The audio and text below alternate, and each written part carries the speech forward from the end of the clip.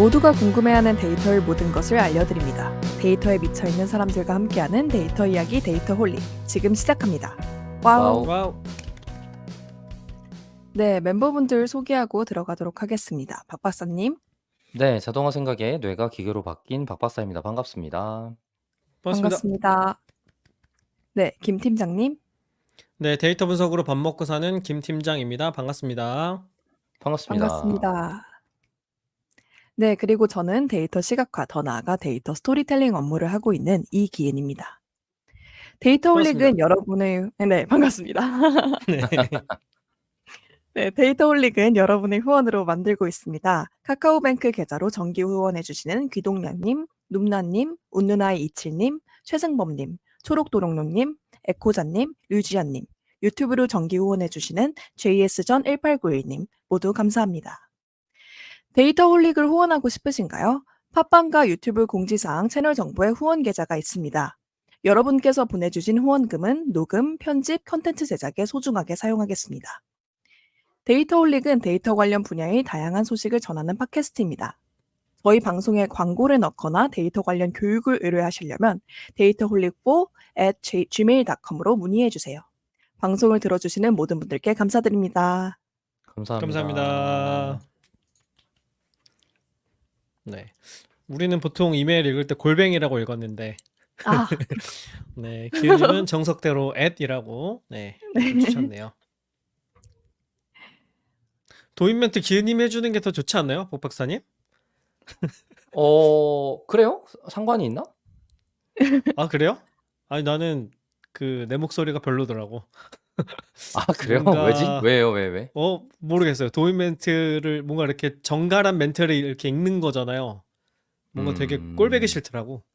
원래 본인이 본인 목소리 그렇게 듣는 게 되게 어색하다고 맞아요. 하더라고요. 네, 맞아요. 저도 아니, 되게 그냥 이렇게 어색하다고 말하는 거는 괜찮은데 뭐 이렇게 읽는 거는 되게 어색하더라고. 아, 그러니까 내 목소리 듣는 거 꼴보기 싫다를 기은님한테 떠넘기시는 거구나. 아니, 기은님 그렇게 되나? 모두가 되나요? 자기 목소리 듣는 거 싫어할 텐데. 아, 그런가? 기은님도 그래요? 기은님도 네. 본인 멘트가 어색한가요? 네네. 그럼요. 아, 그래요? 아, 그렇구나. 그러면 저 대신 어색해 해주세요. 네. 우리 오랜만에 모였는데 근황 얘기하실 게 있습니까? 기은님 어떻게 지내시나요? 아, 저요? 건강 좀 괜찮으세요? 아, 네. 건강을 좀 회복해 그러게. 가는 중입니다, 요즘. 아, 그러네. 표정이 지난번과 좀 다르긴 하네요. 네, 더 그렇군요. 밝아졌죠? 네. 코로나는 이제 좀 증상이 없어졌어요? 네, 코로나는 많이 괜찮아졌고, 근데 또 이제 막 위도 조금 말썽이고 이래가지고, 컨디션 관리 진짜 잘해야겠다라는 걸 좀 깨닫고 있어요. 네. 그렇구나. 근데 컨디션 관리를 어떤 식으로 할 수 있어요? 그러니까 예를 들어서 방법이 좀 뭐가 있어요? 네. 속이 편안한 음식을 먹는다든지, 그러니까 아. 마라 이런 거 지양하고, 그리고 좀 자는 거 이런 거 좀 제때제때 자고, 네, 그런 좀 규칙적인 생활 측면에서. 네.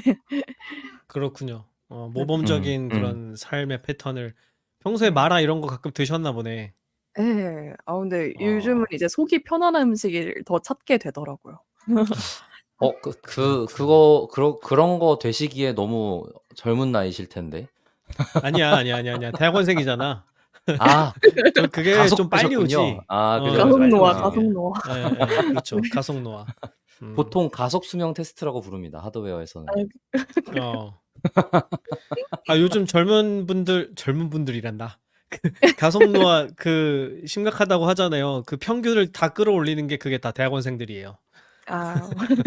인정합니다. 그죠? 네. 저는 마라는 먹어본 지 매우 오래됐어요. 꿈도 안 꿉니다. 마라뿐만 아니라 매운 음식은 이제 몸한테 몹쓸짓 한다는 기분이 들어가지고 못 먹겠더라고요.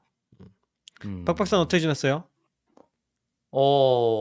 지난번에 너무 고생하고 있다고 얘기했던 것 같은데, 오늘은 엊그제 드디어 그 제품 배포 같은 걸 한 상태여서, 뭐 물론 아직도 할 게 산더미고 그냥 정말 눈 가리고 아웅으로 배포했지만, 그래도 좀 아이고 지금 하루 종일 매달려 있어야지 이 상태까지는 아니게 돼서 좀 잤습니다.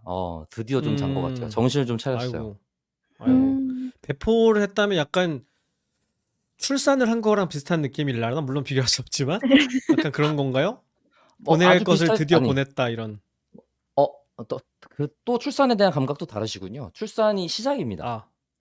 아, 아 그렇구나. 24시간 맞네요. 걔 케어해야 돼요. 예. 그런 거 없어요. 그렇군요. 다른 그럼 일이 또 시작되죠. 비유가 예. 맞네. 비유는 잘 맞아 된 것 떨어지네. 같은데 어, 비유가 맞았는데 형용사가 틀렸다 같은 느낌? 아 음. 그렇구나.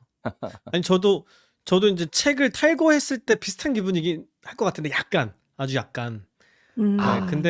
근데 좀 다른 아니에요. 거는 뭐 어떤 책은 딱히 고칠 느낌이냐면 게 없으니까. 뭐 그쵸. 그러니까 어떤 느낌이면 굳이 비유를 해 보자면 상상의 나래를 펼쳐 보자면 책을 냈는데 어. 하루에 10 명씩 질문하러 오는 거예요. 와우. 와 쉽지 실시간으로. 않네요. 예예예. 와우. 나는 그 음. 책 안 쓸렵니다. 난 지금 오는 독자 메일도 너무 힘든데. 와우. 그런 거구나. 네. 그런 그러네요. 느낌이면 비슷할 것 같아요. 맞아요. 음. 음. 그쵸. 그 운영을 해야 특히 되니까 그죠? 예. 그리고 저희 그렇구나. 서비스는 다 B2B다 보니까 커뮤니케이션이 너무 직접적이기도 해요.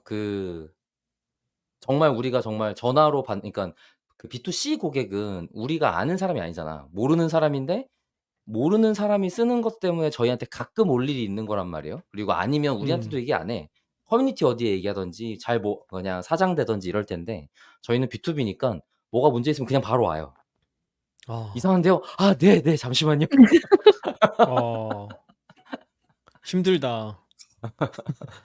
고객 그런 대응팀이 따로 있을 정도로 성장을 맞아요. 하면 좋겠다는 생각도 드네요. 그죠? 저희 실제로 고객 어. 대응팀이 있어요 그래서. 아 아. 그래요? 예예예. 그래. 있어야겠네요. 예. 대응팀도 있고 그 대응팀이 해야 될 일이 사실 거의 다 기술 서포트라서 기술팀이 다 하죠 사실은. 음. 기 아 기술팀이 그렇게 되는구나. 얼마나 고객 대응용 커뮤니케이션이 안 되는지를 뼈저리게 깨닫고 있는 중입니다. 그거 어렵죠. 아 어려운 그 역량이지.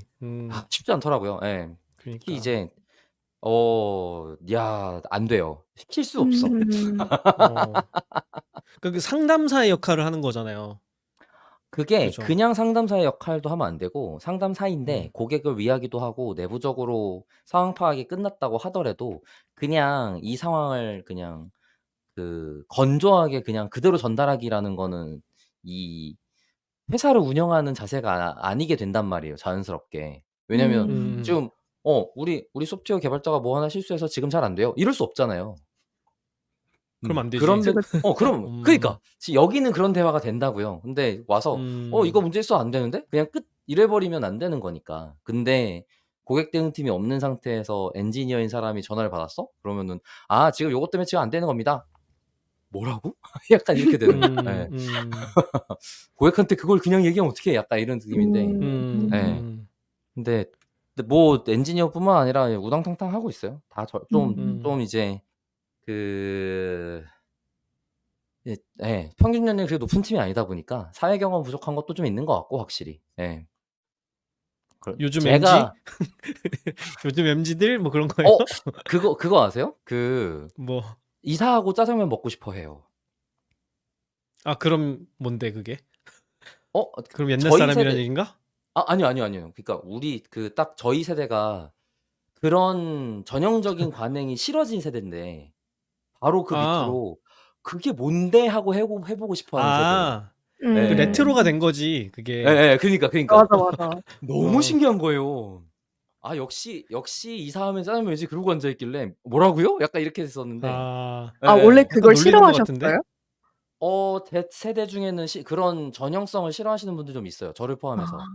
아. 예예. 약간 '아유 아저씨들 같다.'는 느낌 때문에 어어어어. 그런 지 거잖아요. 그죠? 음. 예. 저는 지금 윗세대랑은 달러 하고 싶은데 아. 같은 것 중에 하나인 거죠. 예. 근데 그렇게 해서 저희 세대가 그런 게 없어지고 그러니까 실제로 하는 게 음. 없어지고 말만 들은 사람들이 '어 맞아. 나 그거 들었으니까 해야지.' 하는 세대가 된 음. 거죠, 지금 같이 일하는 아. 친구들이. 그래 갖고 근데 기훈님 세대일걸요? 맞아요. 저는 이사하는 날은 당연히 짜장면이지 사였거든요. 네네네네. 그러니까. 그거를 밈처럼 쓰는 거 아니에요? 네 진짜로 맞아요. 먹고 싶다기보다. 그니까 어 밈처럼 쓰는 아. 거잖아. 아니요. 그러니까 그래서 이런 진짜로 해. 예 맞아요. 그래. 그러니까 어. 밈처럼 진짜로 하고 그 윗세대를 기만하는 거야 그게. 아 그거는 윗세대의 과도한 해석입니다. 아 그런가? 아 이거 또 네. 자격지심이네 또. 아이 이거 참. 이게 긁히면 에이. 그런 거지. 아 짜장면 얘기하니까 어. 저는 재밌었던 게 네. 짜장면에 고춧가루를 뿌려 먹지 않고 네. 그리고 그 탕수육을 간장 찍어 먹지 않더라고요. 그죠, 짜장면에 기현님? 고춧가루를 뿌려 먹어요? 짜장면에 고춧가루 뿌려 먹잖아요. 어 저는 그 탕수육을 간장에 찍어 먹습니다. 근데 주변 친구들도 다 그렇게 찍어 먹나요? 아 근데 그거는 되게 사람 응. 바이 사람인 것 같은데? 취향의 그러니까. 문제인 것 같아요. 지금은 정말 그러니까. 그냥 취향인 것 같은데 그러면? 그러니까. 아니 저는 되게 당연한 탕수육은 당연히 간장에 찍어 먹는 거 아니야 느낌이었는데 예를 들면 아. 순대는 당연히 뭐 소금에 찍어 먹거나 된장에 찍어 먹는 거 아니야 같이. 근데 지금은 그게 기호의 문제더라고요. 그럼요. 예. 짜장면을 고춧가루 뿌려 먹는 것도 되게 매니악한 기호인 것 같은데 제가 느끼기에는. 진짜 내가 근데 이상해지고 있나? 아니 근데 짜장면 그걸 찍으면 테이블에 대중적이라고 항상 생각하고 있는 있잖아. 거라고요? 예? 아니 고춧가루가 항상 테이블 위에 있잖아요. 대부분들 뿌려 먹어서 그런 거 아니에요? 제가 제 주변에 뭐 같이 짜장면 먹었던 사람 중에 고춧가루 진짜 뿌려 먹는 사람 3명도 안 되는데요. 야 이거 나 통계 나와 있는 거 찾아봐야겠다. 이거 있을 거야. 야 이거 또 다른 논란이네. 나는 그게 당연하다고 생각하고 살아왔는데. 아니 몇 명이랑 이거 참. 짜장면을 먹은 거야 대체. 이거 지역 차인가? 이거 뭐 어떻게 되는 거지? 연령은 같은 연령이라 그건 아닌 것 같고. 알겠습니다. 네, 아무튼 세대의 차 얘기가 또 나왔네요 오늘도. 근데 사실 저는 그러니까 대표가 30 초반이에요. 31살인가 그런데 근데 대표랑은 제가 세대 차이를 느껴본 적이 한 번도 없는데 다른 분들이랑 가끔 느낄 때가 있더라고요. 그리고 지금 고등학생도 있어요. 고등학생 2명 있습니다. 인턴 같은 네네. 친구들. 현장 실습. 네. 그래 와 갖고 그건 진짜 다르겠다. 새로운 인류 같은 느낌 아니에요? 아니 사실 저는 아주 이상하진 않은 게 이미 어. 완전 애기가 있으니까 완전 애기랑 초등학생이 있으니까 그러네. 고등학생만 해도 그렇구나. 성인이란 말이에요 저한테는. 그러네. 예. 말도 안 되는 성인이야. 다 컸어 우선. 그러네. 자기 혼자 버스 타고 다니잖아. 아유 언제 그렇게까지 키우나. 그러니까. 저 정도만 돼도 소원이 없겠다 이런 거지. 근데 이제 그런 건 있는 거죠. 이제 확실히 고등학생은 고등학생이구나 같은 느낌이 있기는 한데 뭔가 세대 차라는 감각은 아닌 것 같아요. 그건 잘 모르겠어. 그걸 그게 노출당할 원래 일이 세대 아직 없다 차는 할까? 네가 느끼는 게 아니라 그분들이 느끼는 거예요. 뭐 그쵸. 밑에서 근데 느끼겠죠. 아니 반대로도 느끼겠지. 반대로 느낄 때도 그런가요? 아무튼 그래서 지금 배려가 되게 넓어졌습니다. 저희 지금 고등학생부터 지금 하드웨어랑 그러네요. 그 영업에 계신 분이 지금 40-50대 가까이도 한 2분 계시니까 지금 한 30년 정도 차이의 사람들이 근데 한 10-서너 명 정도밖에 안 되는데 그 정도 레인지에서 같이 일하고 있는 거예요. 재밌는 구성이네요. 진짜 너무 신기하고 너무 구성이네. 특이하고 예. 이 와중에 저는 세상에 아무도 안 하는 짓으로 삽질하고 있고 막 이러고 있습니다. 뭐 그 삽질은 제가 아마 다음 방송에 제가 주재할 때 한번 소개할 것 같아서 고거는 그냥 스포 정도로 얘기해 보겠습니다. 좋습니다. 저는 뭐 오늘도 근황보다는 김 팀장의 컨텐츠 추천 시간이고요. 네. 최근에 또 재밌게 본 컨텐츠가 있어요. 네. 아니요. 뭐 왜? 이렇게 지났는데 그걸 시작한다고 같은 느낌이었어. 시작할 거예요. 하세요. 네. 네네. 넷플릭스에 아마 보신 분들도 있으실 것 같은데 원더랜드 영화 넷플릭스에 올라왔어요. 네, 이거 김태형 전 감독. 영화관에서 봤죠. 그러셨구나. 김태형 감독이 만들었고 탕웨이가 나오고 외에도 되게 그 주옥 같은 배우들이 나옵니다. 수지도 나오고 박보검도 나오고 그다음에 정유미, 최우식 배우도 나오고요. 네. 이게 이제 주제가 아주 근미래인데 어떤 상황을 생각해 보시면 되냐면 그 영상 생성 모델이 아주 빨라진 거예요. 거의 실시간이 가깝게. 그리고 메타버스하고 이게 결합이 된 겁니다. 그리고 그 AI가 에이전트 모델이 이제 완벽하게 발달한 그런 세상인 거예요. 그래서 에이전트들이 실제로 자신이 사람이라고 인지하면서 메타버스 세계에서 상호작용을 하면서 살아가는 그런 세계를 구축할 수 있는 그런 근미래입니다. 근데 이제 이런 시스템을 어떻게 활용하는 거냐면 우리 SF에서는 많이 나오던 주제인데 이제 우리가 사랑하는 사람이 이제 돌아가시면 죽으면 그 사람의 기억을 이제 여기다가 심는 거죠. 이 시뮬레이션 세계에 심어서 계속 의사소통을 할 수 있는 겁니다. 그래서 만약에 뭐 내 자식이 일찍 죽었다. 그러면 그 자식은 그 가상세계에서 실제로 사는 것처럼 느끼고 있고 둘 간에 계속 영상통화를 하면서 생활을 하는 그런 설정입니다. 그래서 꽤 그럴듯한 미래라는 생각이 이젠 들더라고요. 그러니까 예전이라면 이게 와 되게 참신한 창의적인 아이디어다라고 생각이 들었을 것 같은데 지금은 뭐 당연히 다가올 미래를 잘 그려냈구나 정도로 느껴지는 그런 영화였습니다. 그래서 네, 이런 분야에 관심 있으신 분들은 보시면 재미있지 않을까. 네, 그래서 추천드립니다. 기회님은 보시면서 좀 어땠어요? 스포를 하지 않는 선에서 좀 감상을 이야기해 주시면. 저는 영화에서 그런 미래가 다가왔을 때 생길 수 있는 리스크에 대해서도 충분히 아, 되게 잘 다뤘다 해서 맞아요. 되게 그런 측면에서 좋은 영화였다고 생각했습니다. 그죠, 맞아요. 얘기할 순 없지만 맞아요. 그게 스포일까지. 만들어내는 갈등들이 있는데 이런 시스템이 있기 때문에 생기는 갈등을 잘 표현하고 있는데 그러니까 단순히 설정을 재밌게 보여주는 걸 넘어서서 아, 실제로 사람들이 이런 경험들을 하게 되겠구나. 이걸 되게 잘 그렸습니다. 그래서 네, 넷플릭스 구독하고 계시는 분들은 네, 아마 데이트홀릭 청취하시는 분들이라면 재밌게 보시지 않을까 싶습니다.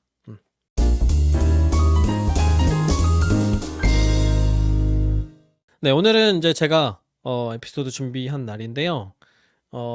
지난 4월에 네, 기억하실지 모르겠는데 제가 이런 주제로 에피소드를 진행했었어요. 챗GPT만 믿고 논문 쓰기, 당신도 나락에 갈 수 있다. 여기 4월 8일에 올라갔던 네, 에피소드였습니다. 무슨 이야기였었냐면은 이제 한 의학 저널에 AI로 작성해서 복붙한 것이 분명해 보이는 그런 논문이 게재된 거예요. 저널에 게재돼서 이것 때문에 이제 논란이 되게 크게 됐었습니다.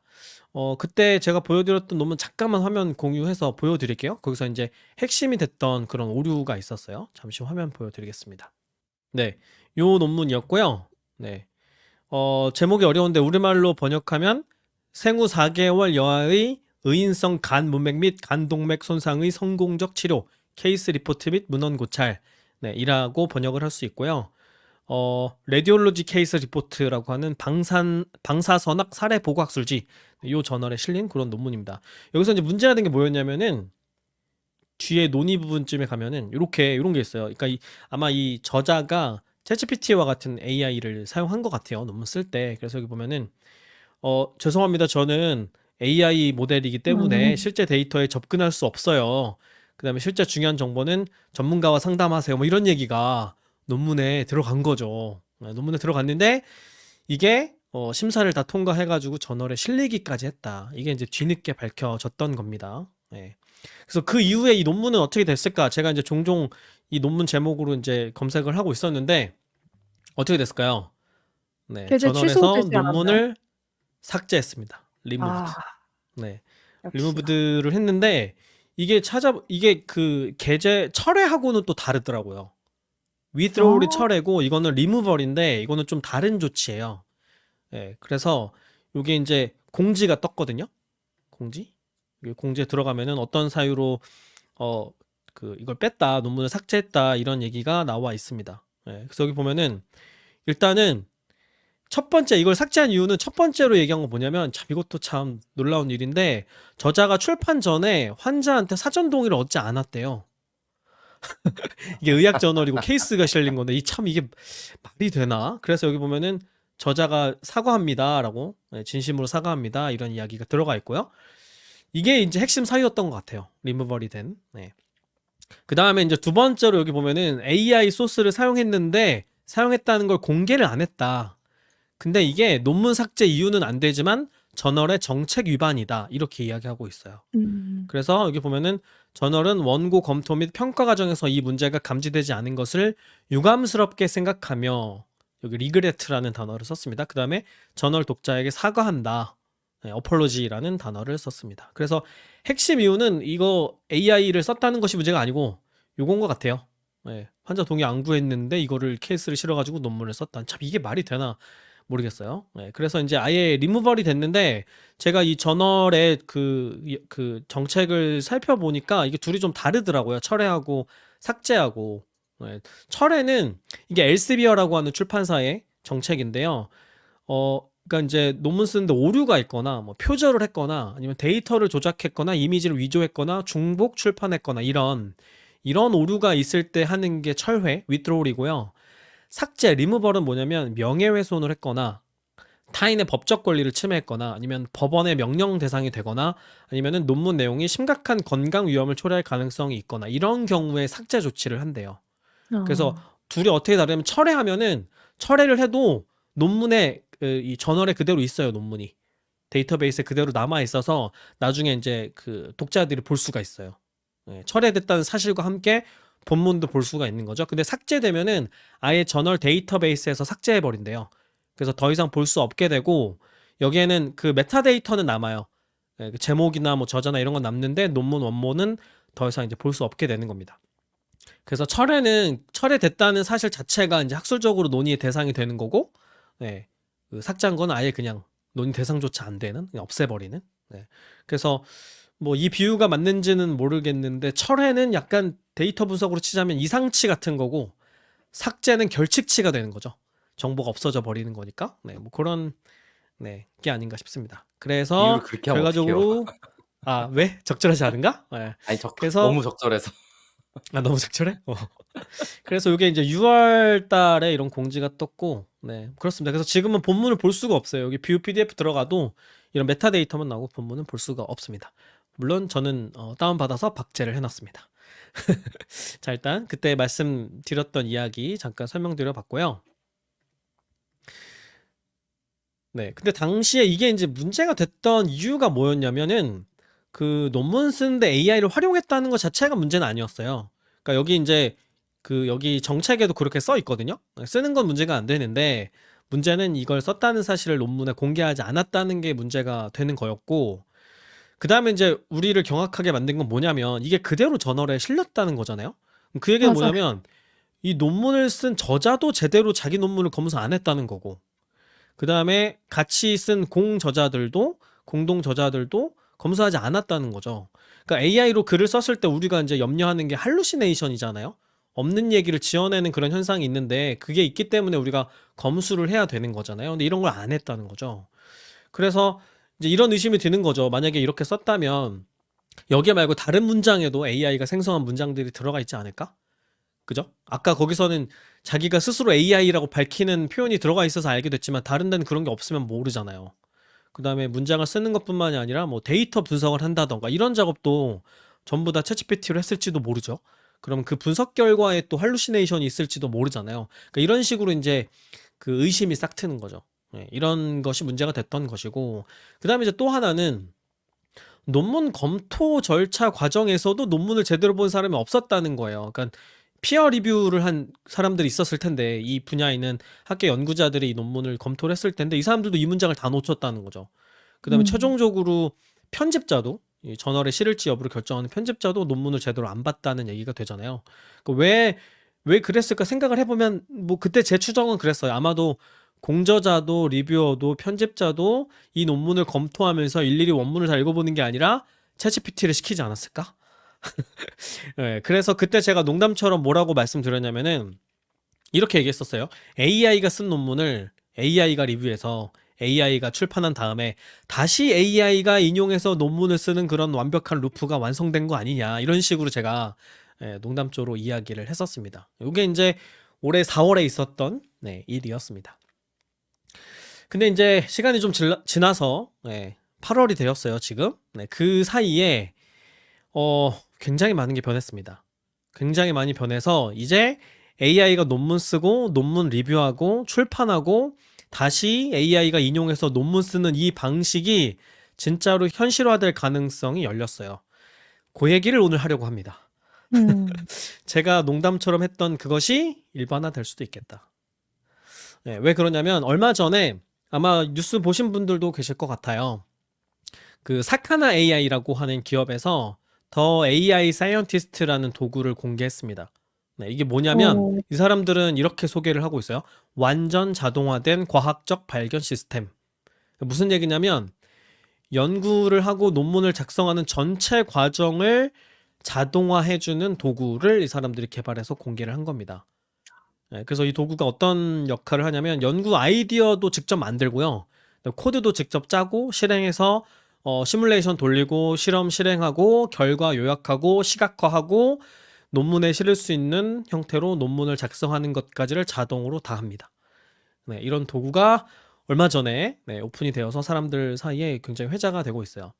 우선 이 사카나 AI라는 기업을 잠깐만 말씀드리면 일본에 있는 기업이고요. 이름에도 사카나라는 일본어가 들어가죠. 네, 스타트업이고 이 회사를 설립한 사람이 되게 유명한 사람이에요. 구글 리서치 출신인데 릴리언 존스라는 사람인데 이 사람이 누구냐면 그 GPT 모델의 핵심 구조가 되는 게 트랜스포머잖아요.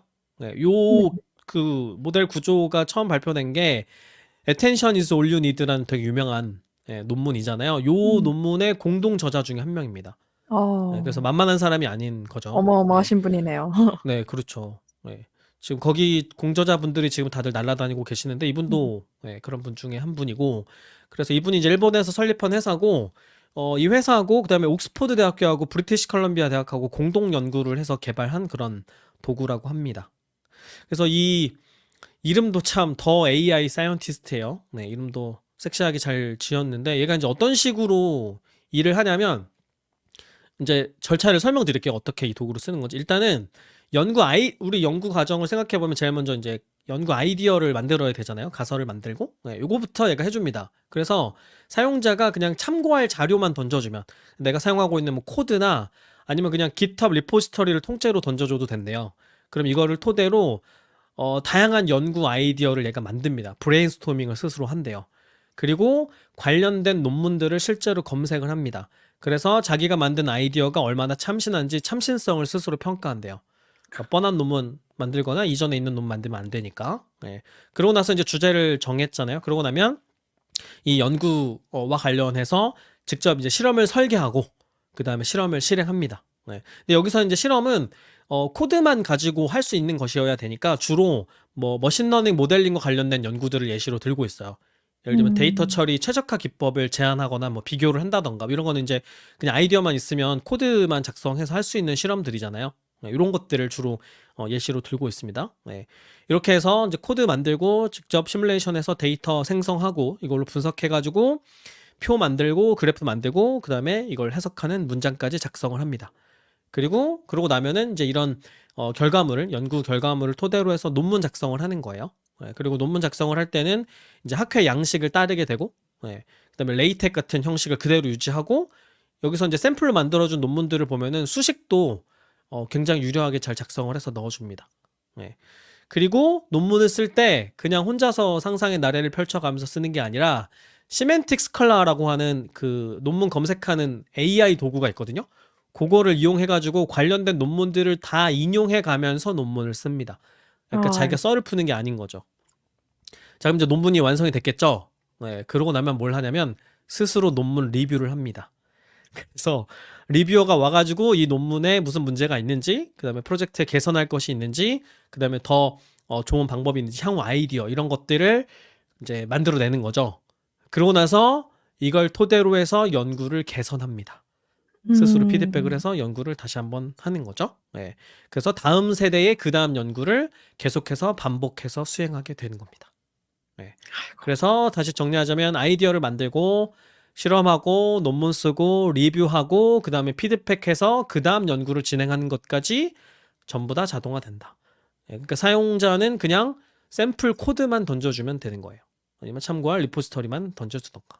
네. 이런 도구를 발표를 했고요. 네, 좀 특징적인 것은 일단은 완전 자동화 됐다는 거예요. 완전 자동화. 네, 그야말로 완전 자동화. 여기 샘플을 올려놓은 논문을 보면은 그냥 저널에 실린 논문이에요. 네, 그냥 뭐 여기에 뭐 일단은 어떤 프레임워크 상으로는 전혀 문제가 없는 완벽한 형태의 논문이 나오고요. 근데 그렇게 나오면 논문의 품질은 어떠냐? 이 사람들이 이 품질을 평가할 수 있는 에이전트도 만들었대요. 그래서 사람처럼 논문을 이제 평가하는데 평가 결과를 보면은 그 머신러닝 컨퍼런스에서 수용할 정도, 억셉트할 정도, 그러니까 여기서 위크 억셉트 정도 되는 논문을 작성한다라고 표현을 하고 있습니다. 그러니까 컨퍼런스 발표 정도는 할 수 있다는 얘기입니다. 이런 특징이 있고 그 다음에 이 사람들이 연구할 때는 GPT-4o 모델하고 그 다음에 클로드 소넷 모델을 썼거든요. 엔트로픽에. 근데 놀랍게도 오픈 모델도 쓸 수 있대요. 그래서 라마나 딥시크 같은 모델로 바꿔서 사용할 수 있다고 합니다. 네. 이렇게 논문을 이제 만약에 소넷을 썼다 그러면 API를 이용한 거니까 돈이 많이 들었겠죠? 이렇게 논문 한 편 나오는데 얼마가 드느냐? $15. 15달러로 끝납니다. 네. 그 다음에 한 또 하나 편이 놀라운 15달러라고요? 한 편이 연구 믿을 수 없어. 설계부터 논문 작성까지 $15. 네. 햄버거 하나 정도면 됩니다. 그 다음에 아이고. 또 놀라운 사실은 이 도구가 GitHub에 소스 코드가 전체 공개가 되어 있어요. 오픈 소스로 공개가 되어 있고요. 라이센스가 심지어 아파치 라이센스입니다. 누구든지 가져다가 쓰세요 하고 공개를 해뒀습니다. 그래서 지금 난리가 난 상황입니다. 근데 이 도구에 이제 당연히 한계점도 있겠죠. 스스로 이런 한계점을 연구 과정에서 발견한 한계점을 지적하고 있는데 일단 첫 번째는 이게 사용한 모델이 멀티모달 모델이 아니었나 봐요. 그래서 아직은 시각적인 능력이 좀 부족하대요. 그래서 현재 버전은 시각적인 자료를 해석하거나 이런 작업은 못 하나 봐요. 그 다음에 이제 그래프를 만들고 나면 이걸 해석해야 되는데 이걸 해석을 잘 못하고 그 다음에 그 논문을 쓸 때 글을 쓰는 건 문제가 아닌데 표 양식이나 이런 디자이닝을 좀 해야 되는데 폭을 맞춘다던가 이런 걸 아직 좀 못한다고 합니다.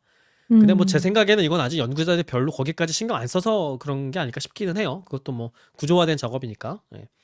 그 다음에 이제 또 하나는 이건 이제 할루시네이션은 아니지만 이제 생성형 모델 쓸 때 발생되는 그런 문제들이 여전히 여기서도 생기는데 A라는 아이디어를 만들어 놓고 이거를 이제 코드로 구현할 때는 B를 구현한다던가 이런 문제가 있는 거예요. 약간 어긋나는 논리가 앞뒤가 안 맞는. 그 다음에 여러 가설을 만들어 놓고 만약에 비교한다 그러면 다른 세팅을 다 똑같이 맞춰놓고 비교해야 되는데 불공평하게 세팅해 놓고 비교한다던가 이런 식의 실수를 범할 때가 있다고 합니다. 그 다음에 이제 또 이것도 좀 문제가 되는데 그 이제 분석 결과를 평가해야 되잖아요. 이때 이제 숫자들을 많이 보게 되는데 그 아마 여러분들 써보셔서 아시겠지만 그 모델이 코드를 쓰지 않고 그냥 숫자를 비교하거나 계산하거나 이런 거 잘 못하잖아요. 단순히 숫자 2개 주고 둘 중에 누가 더 큰지 맞춰봐 이런 것도 잘 못하거든요. 이런 문제가 여전히 있는데 이런 문제가 여기서도 발견이 된다고 합니다. 그러니까 뭔가 숫자에 되게 큰 문제가 있다고 할 때 잘 발견하지 못할 가능성이 있겠죠. 연구를 평가할 때. 그 다음에 안전성 문제가 또 있었는데 참 이것도 참 재밌는 게 얘한테 이제 코드를 얘가 이제 연구하는 과정을 옆에서 이제 볼 수 있게 해놨는데 코드를 짜고 나서 실행하다가 뭔가 오류가 생길 수 있잖아요. 시뮬레이션을 하다가 그러면 그쵸. 이 코드 전체 구조를 새로 설계한 다음에 그 다음에 다시 연구를 시작하거나 이런 식으로 해야 되잖아요. 근데 얘가 그냥 지금 당장만 넘기는 식으로 임기응변으로 코드를 고쳐버리는 거예요. 어떻게든 넘어가게. 상당히 사람 그래서 결과물 같은데요? 그러니까 치팅 같이 하는 거죠. 의도는 물론 아니겠지만 일단 얘의 목적은 결과물을 만들어내는 거니까 전체를 다시 다 뜯어 고치는 게 아니라 그래서 사람이 이런 걸 놓치면 얘가 말도 안 되는 결과물을 만들어낸 것이 논문으로 이제 만들어질 수가 있겠죠. 이런 문제들이 연구 과정에서 발견이 됐다고 합니다. 이제 이런 도구가 만들어지고 나면 이게 사람들 사이에서 이제 쓰이게 되겠죠. 오픈소스로 공개가 되었으니까 분명히 쓰는 사람들이 생길 텐데 그러면 이제 생길 수 있는 문제점들이 있잖아요. 위험들 이런 것도 이제 연구자들이 좀 염려하면서 얘기를 하고 있어요. 일단 첫 번째로 얘기를 한 것은 윤리적인 문제를 얘기하고 있는데 그러니까 이제 연구자들이 나쁜 마음 먹고 이걸 쓸 수 있다는 거죠. 오용할 수 있다. 그래서 이걸로 논문 엄청 써가지고 자기가 쓴 척을 한다든가 뭐 이런 뭐 연구 실적을 날로 먹는다던가 뭐 이렇게 표현하진 않았어요. 제가 해석한 겁니다. 그래서 연구자들이 오용할 가능성이 있다는 얘기를 하고 있고 그다음에 또 하나는 이걸 이용하면 논문이 엄청나게 쏟아질 거 아니에요? 그죠? 이게 저널에 다 투고가 되면은 리뷰를 할 수가 없겠죠. 업무량이 엄청 많아지게 되겠죠. 그래서 전반적인 학술 프로세스가 부담을 갖게 될 거다. 왜 전에 제가 소개해드린 것 중에 그 SF 소설 게재하는 그런 대회가 AI 챗GPT 이후에 너무 많이 쏟아져 가지고 대회를 스탑했다 이런 일화들이 있었잖아요. 그런 일이 학계에서도 벌어질 수 있다 이런 얘기를 하고 있습니다. 그다음에 이제 리뷰를 자동으로 하니까 아무래도 사람이 리뷰를 했을 때보다 품질이 저하될 가능성도 있고 그다음에 편향이 생길 수도 있겠죠. 뭐 모델이 좋아하는 형태의 논문 쓰는 방식이라던가 뭐 이런 게 있을지도 모르잖아요. 예. 그런 편향의 가능성도 있다. 그래서 이런 윤리적 문제를 제일 먼저 꼽았고요. 그다음에 두 번째는 좀 잠재적인 위험성인데 이거는 좀 약간 SF성인 것 같기는 한데 이런 거예요. 연구자가 의도적으로 아주 비윤리적인 연구를 수행하는데 이 도구를 쓸 수 있다는 거죠. 예를 들면 굉장히 뭔가 인류를 해할 수 있는 물질을 개발하는 데 이 연구를 활용한다든가 뭐 이런. 왜냐면 이거 실제로 실행하는 건 어렵잖아요. 근데 예를 시키는 건 할 수 있으니까. 예. 그다음에 의도하지 않았다면 이런 것도 될 수 있겠죠. 여기서 예를 들어서 실험을 물리적으로 해주는 로봇 같은 그런 시스템들 요즘에 개발하잖아요. 예를 들면 물질을 이렇게 결합해가지고 신물질을 개발한다든가 뭐 이런 연구들, 이런 도구들이 있는데 여기에 얘가 붙으면 뭐 온갖 물질을 섞어가면서 신물질을 개발을 하게 될 텐데 그게 뭔가 인류의 굉장히 위험을 초래할 수도 있겠죠.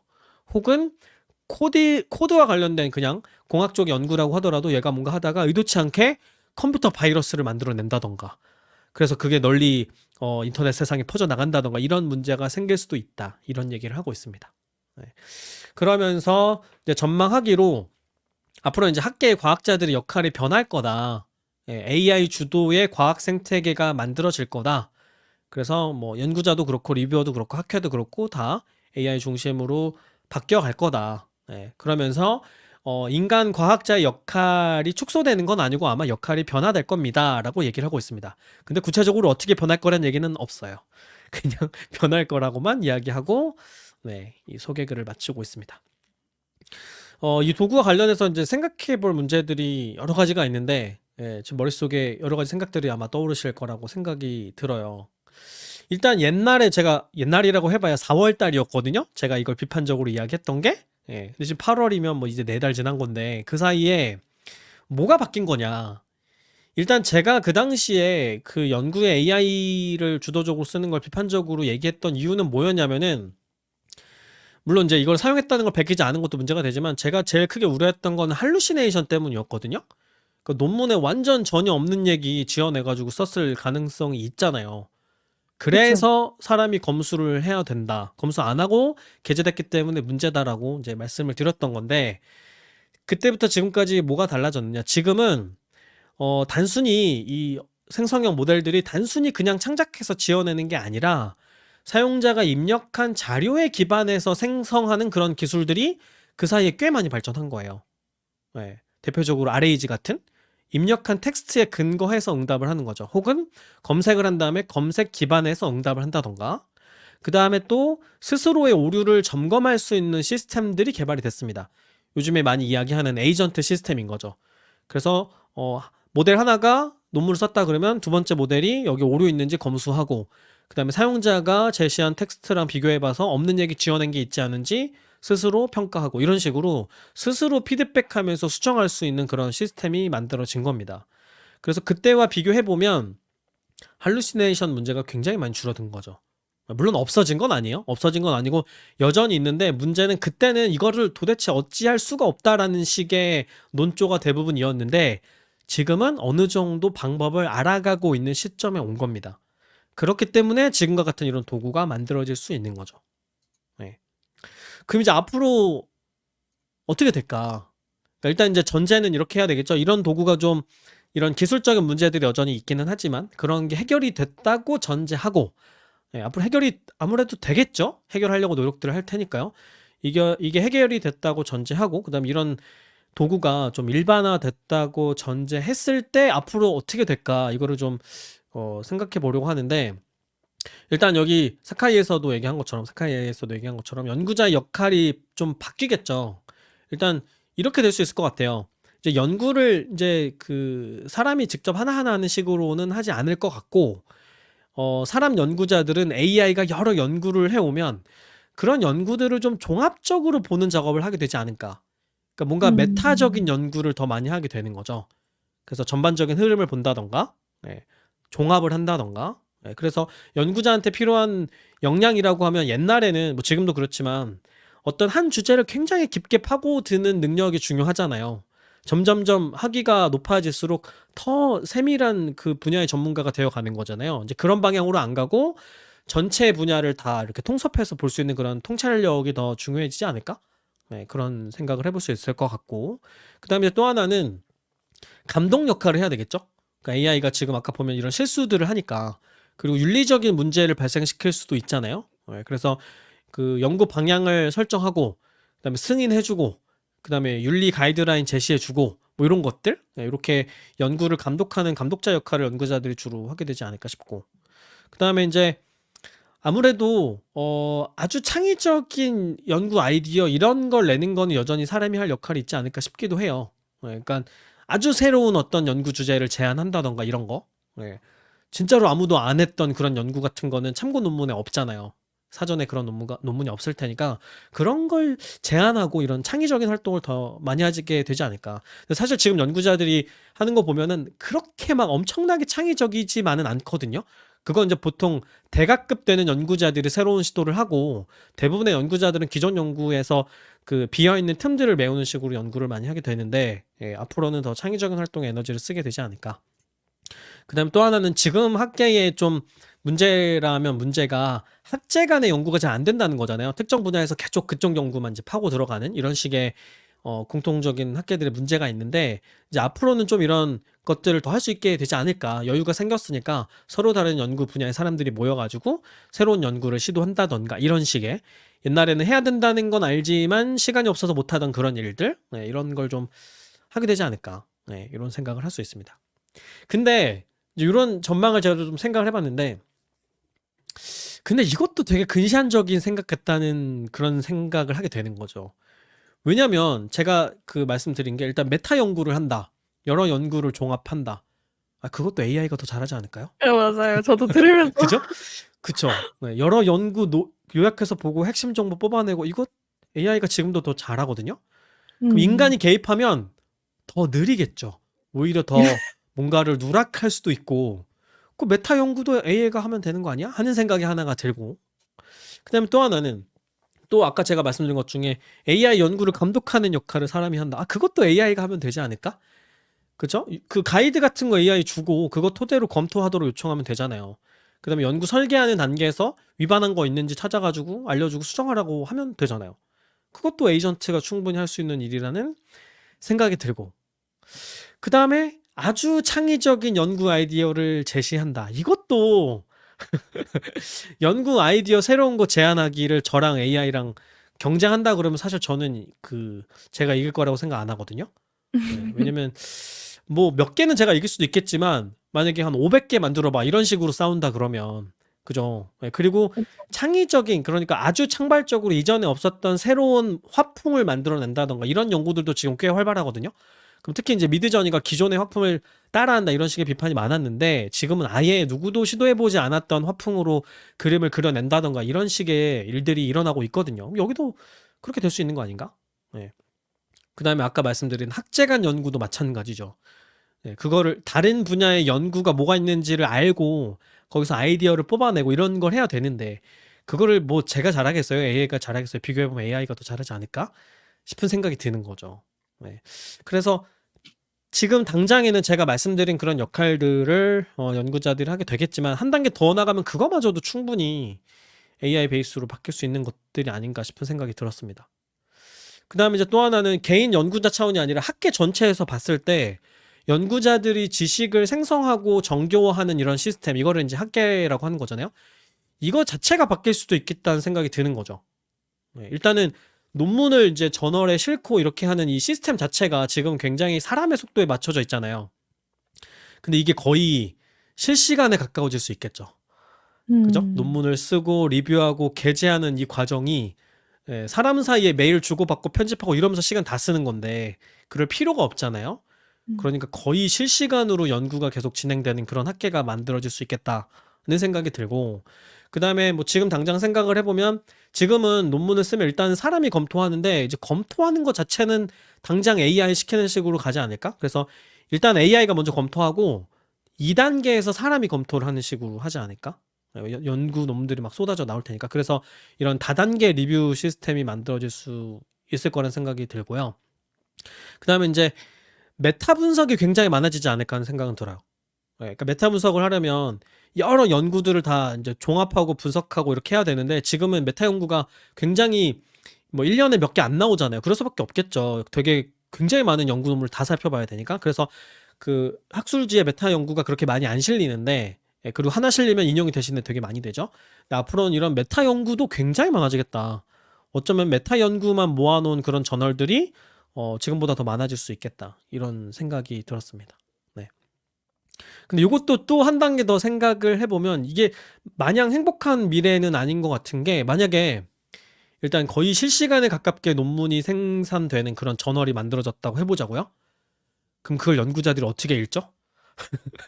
그거를 논문이 만들어지는 속도가 읽는 속도보다 더 빠르다는 얘기잖아요. 그럼 아직 연구자들이 이 논문을 이해하지도 못했는데 새로운 논문이 또 나온다는 얘기잖아요. 이렇게 돼버리지 않을까. 너무 멀리 가버리는 거죠. 그 다음에 제가 아까 다단계 리뷰 시스템 말씀드렸는데, 1단계 AI가 리뷰하고 2단계 사람이 리뷰한다. 사람이 굳이? 사람이 굳이 할 필요가 있나? 2단계, 3단계도 AI가 하도록 하면 더 낫지 않을까? 하는 생각이 드는 거죠. 그 다음에 메타 분석도 마찬가지예요. 메타 분석이 쏟아지면, 만약에 메타 연구 하나에 논문이 수십 개가 쓰이잖아요. 이거 사람이 도대체가 검수하고 볼 수가 없는 지경이 돼버리는 거죠. 그냥 단편 논문도 사람이 볼 수가 없는데 메타 논문이 막 수십 개씩 쏟아진다. 그러면 진짜로 엄두가 안 나는 그런 상황이 되어버리는 거죠. 그래서 이쯤 되면 어떡하지? 이런 생각이 드는 거죠. 그래서 만약에 제가 생각하는 뭐 이런 위험이나 이런 문제에도 불구하고 진짜로 이렇게 됐다. 그러고 나서 조금 더 미래를 생각을 해보면, 왜냐면 저는 진짜로 이렇게 될 거라고 생각을 하거든요. 왜냐면 지금 개발자들이 이거 하겠다고 뛰어들고 있잖아요.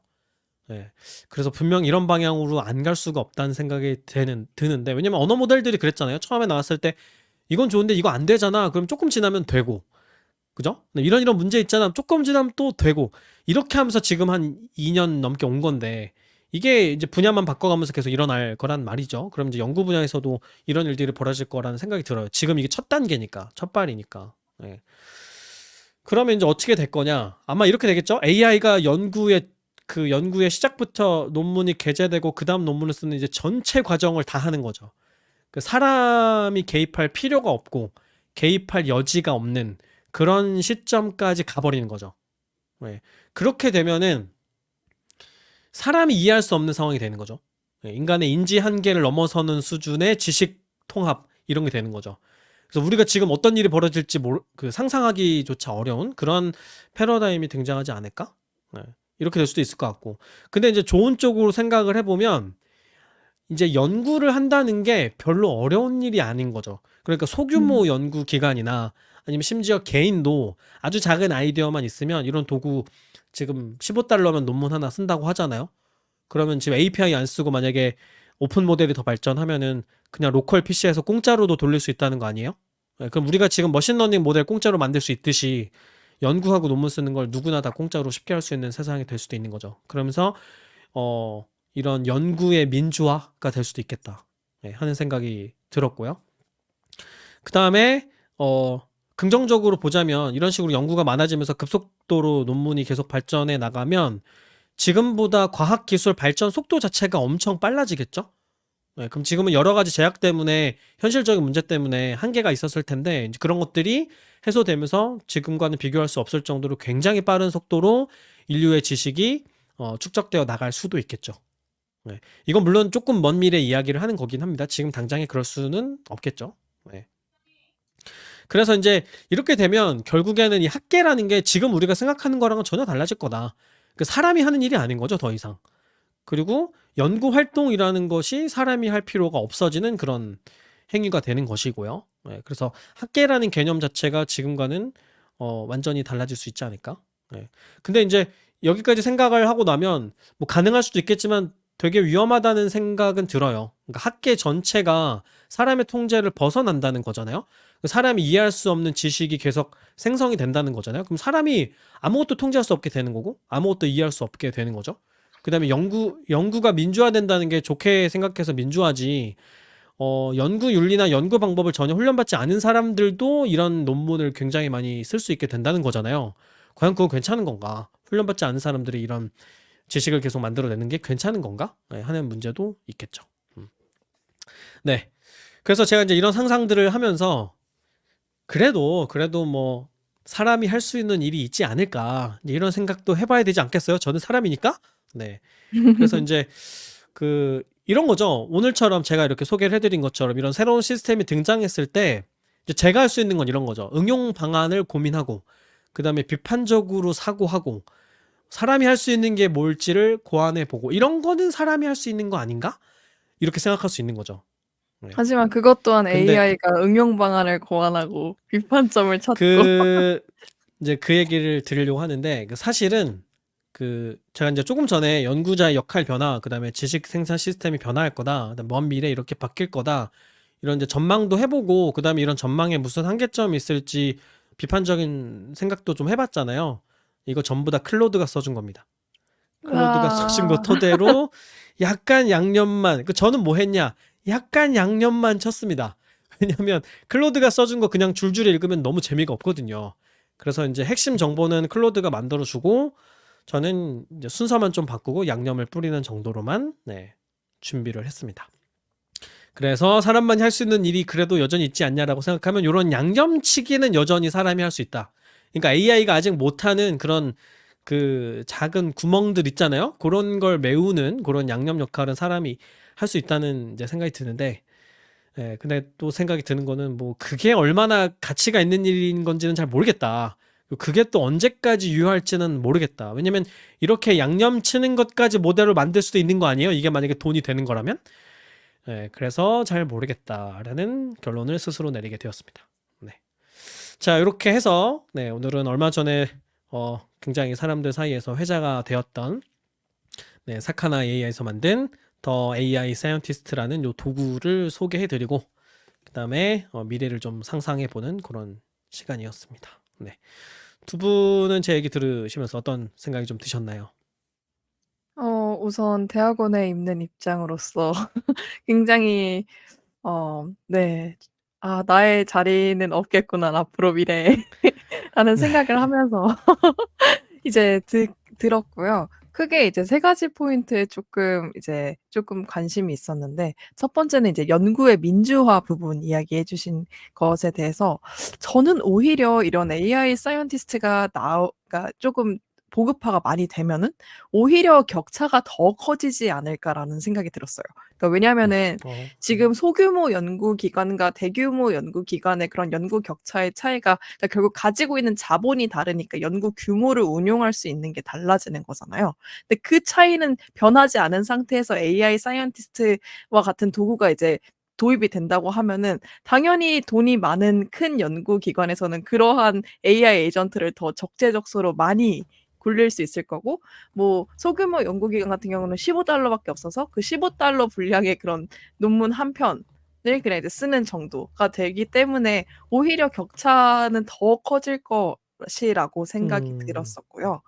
그리고 두 번째로 인간의 개입 측면에서 이제 인간이 개입할 부분이 점점점 줄어들어서 '완전히 AI 자동화가 되지 않을까.'라고 이제 말씀을 해 주신 부분에 대해서는 어쨌거나 저는 책임져야 할 사람이, 그러니까 책임져야 할 누군가는 필요하기 때문에 그래도 마지막 최종 검토는 인간이 어쨌거나, 그러니까 '담당자는 있을 것이다.'라는 생각이 들었어요. 그러니까 왜냐하면은 만약 AI 도구가 실수를 했다 했을 때 그럼 이 책임을 누구한테 물을 것인가? 이 AI 도구 제작사한테 물어야 할 것인가?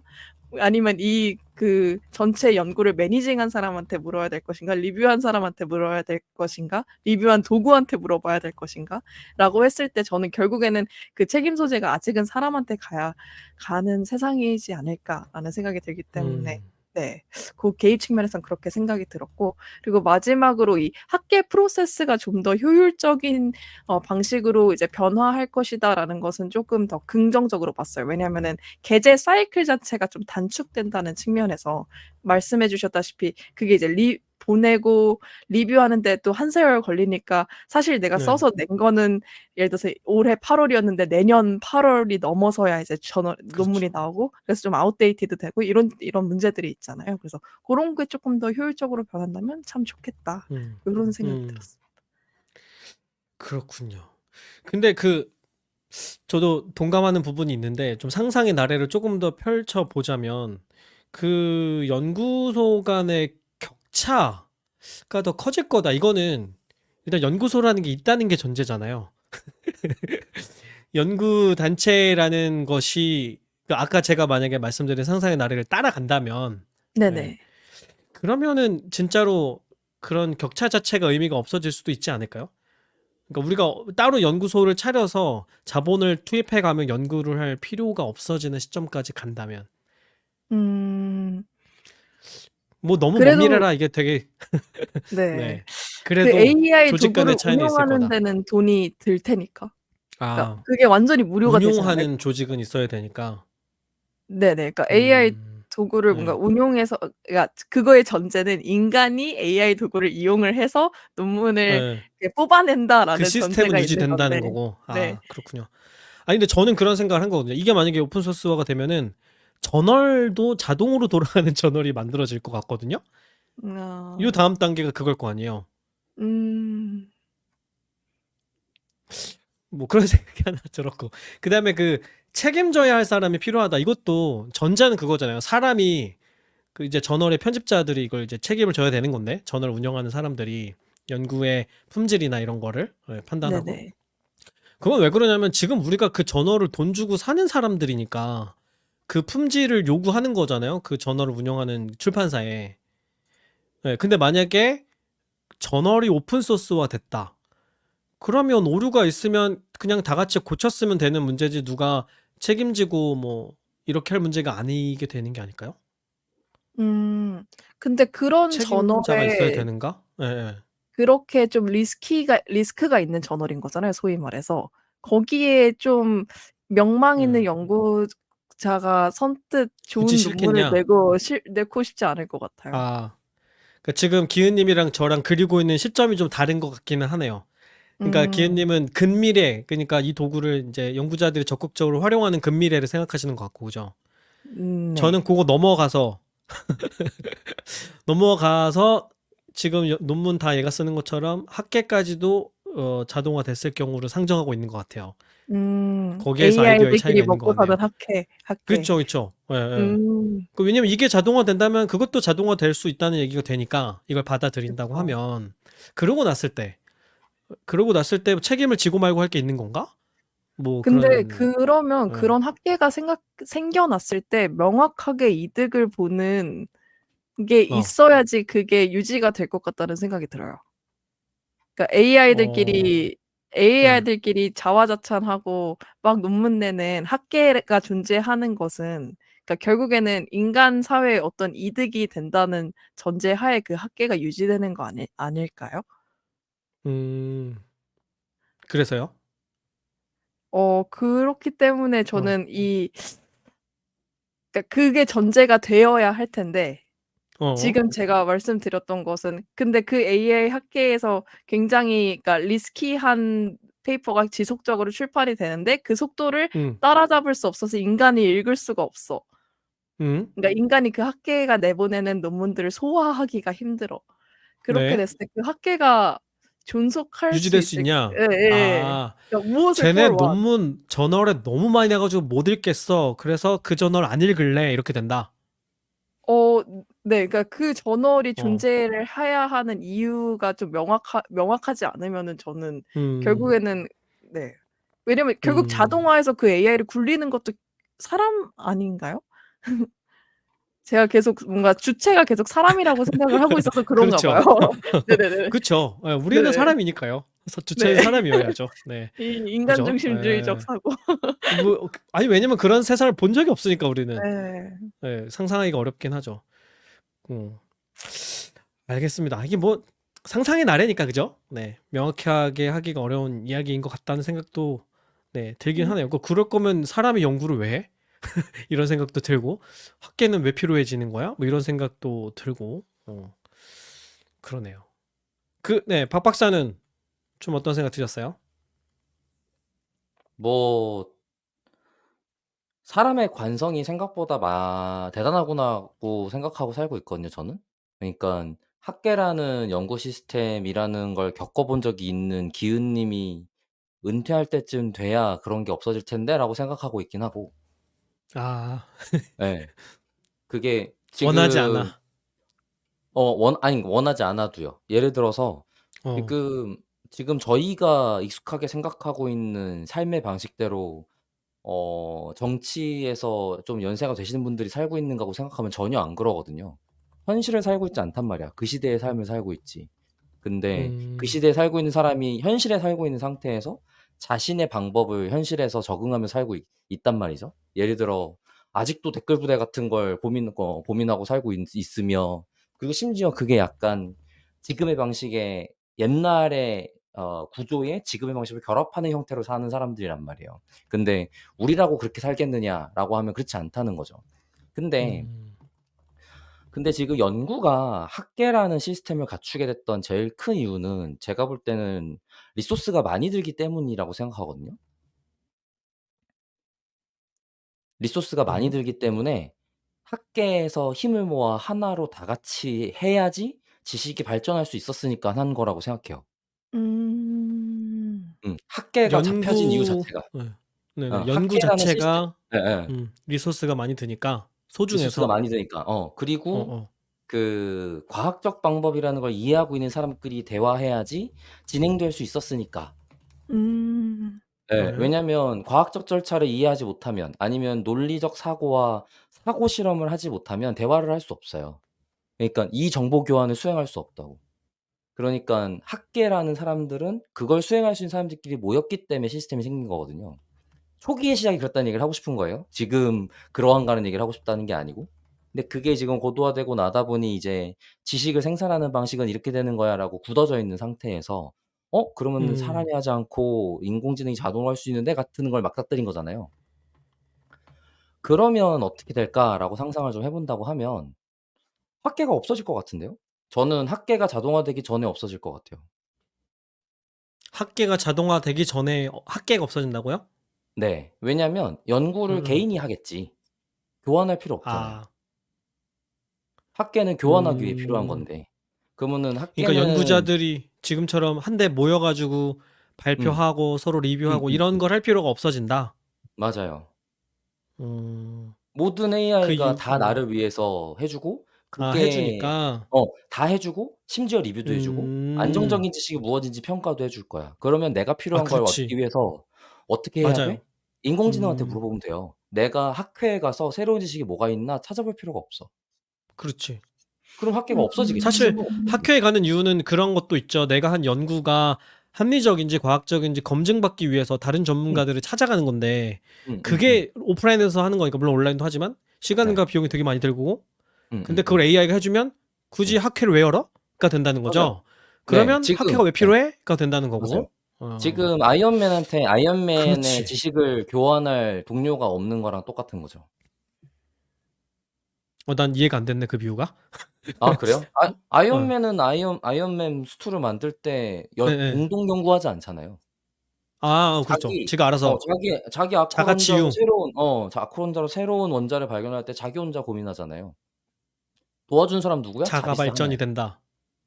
음, 자기 연구 도와준 사람 자비스 하나고, 자비스 하나만 있으면 끝나는 거야. 왜냐면 자기의 모든 리소스가 연구가 끝나니까.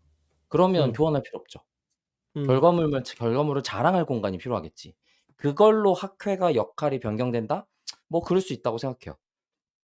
근데 근데 학 그거는 예. 네. 근데 학회가 그런 지식 공유의 장 외에도 저는 네트워킹 내지 예예. 잡마켓을 이렇게 노리는 사람들 간의 교류의 장으로서도 되게 큰 역할을 한다고 생각을 하거든요. 아 그렇죠. 그런 정보가 교류되는 장이지. 이미 학회이기 이전에 기업으로 좀 많이 넘어가고 있는 것 같긴 해요. 그러니까 원래의 음. 목적은 그게 아니었는데 그런 예예예. 효과를 얻게 된 거다, 부수적으로. 그죠, 그죠. 학회는 그런 걸 구슬을 얻게 된 거예요. 왜냐면 능력이 지금은 R&D를 하는 사람, R&D를 할 능력이 있는 사람이 필요했으니까. 그런데 음. 지금 방금 그 말조차도 기업 입장에서 언어 모델 쓰면 되지. 그걸 왜 채용해? 연구가 필요하면. 그럼 그러니까 연구자라는 사람이 그 자체로서 가치가 굉장히 떨어져요. 그러니깐 연구 음. 행위가 고급이 아니게 된다고요. 그렇죠. 음음. 지금은 연구 행위가 고급이니까 10년 동안 훈련받고 그것 때문에 높은 연봉을 받는 건데 연구 행위가 고급이 아니게 음. 되고 보급이 된다고. 연구 행위를 초등학생이 할 거예요. 아 그럼 그러니까 이런 아 거죠. 교수도 다 미드저니로 그림 AI로 그리는 것 대체되는? 같이.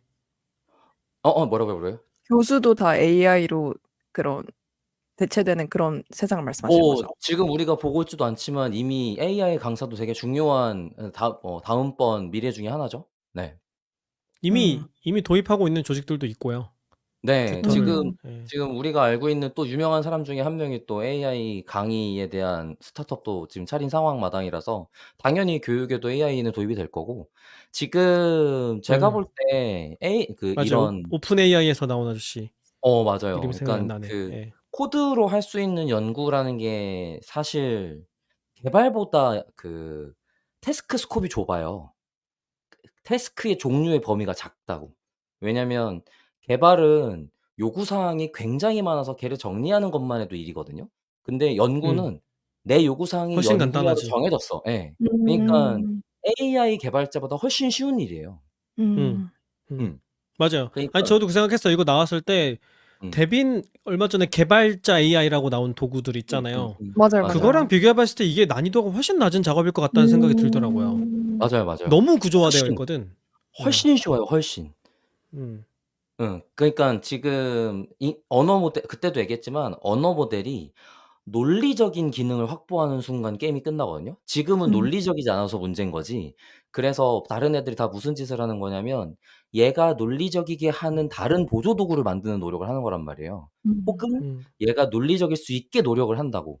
아까 말한 뭐 템플릿 같은 걸 짠다든지 뭐 검토하게 한다든지 아니면 사실이 있는 걸 그냥 참고하게 한다든지 내가 준 데이터만 사용하게 한다든지 이런 것들이 다 논리적이기 위한 노력이거든요. 근데 아마 지금 그것만으로 충분하겠지만 심지어 언어 모델의 브렉스루도 있을 거란 말이죠. 음. 그러면 여기는 진즉에 끝날 무언가가 될 거고 그렇게 끝나는 순간 뭐가 발생하냐면 $15로 내가 알고 싶은 걸 심지어 세상에 없는 지식을 생산할 수 있다? 근데 그러면 그거보다 더 쉬울지는 모르겠지만 논리로 인해서 어떤 결과를 낼 수 있다고 하면 그냥 진단만으로도 대화가 되는 교육도 대화가 되고 아니면 지금의 사실관계를 검토할 수 있는 AI 정도들 등등이 있을 텐데 그렇다고 하면 초등학생 모두가 다 이런 AI 개발 역량 도구가 달린 채로 모든 인간에게 있다고 생각을 해야지 맞죠. 그렇게 따지면 음.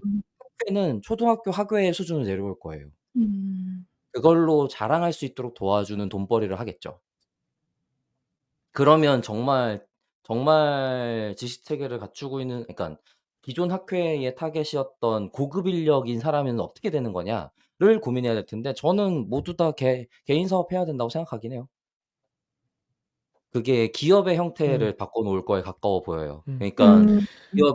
기업이 지금 '새로운 연구를 한 것 덕분에 돈을 번다.'라는 행위를 발생하는 건 결국엔 많은 리소스를 모아서 다른 사람들이 보지 못한 새로운 돈벌이 기회를 찾아내고 거기에 파이프라인이든 중요한 길목을 차지하는 제품을 만들어내든 사람들한테 안정적인 공급을 만들어내든 인식을 만들어내든 그 자리를 차지하고 있는 것 때문에 지속적인 돈이 만들어지는 그